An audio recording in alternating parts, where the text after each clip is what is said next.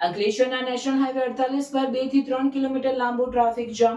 આમલા ખાડીના જૂના બ્રિજના ખરાબ હાલતના કારણે વાહન ચાલકો પરેશાન.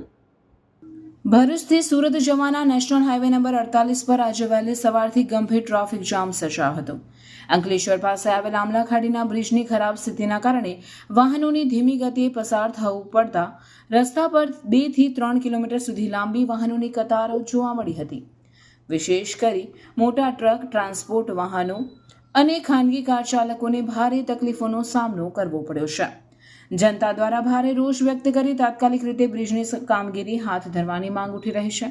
આ માર્ગે દૈનિક હજારો વાહનો પસાર થતા હોવાને કારણે અવરજવર માટે આ બ્રિજ મહત્વપૂર્ણ છે, પરંતુ તેની જર્જરિત હાલત અને સમયસર જતન ન થવાના કારણે વારંવાર ટ્રાફિક જામ જેવી સ્થિતિ સર્જાતી રહે છે. માટે હાલની સ્થિતિને જોતા તંત્રએ યોગ્ય પગલાં ભરવાની જરૂર છે, જેથી આવનાર દિવસોમાં આમ જનતાને રાહત મળી શકે.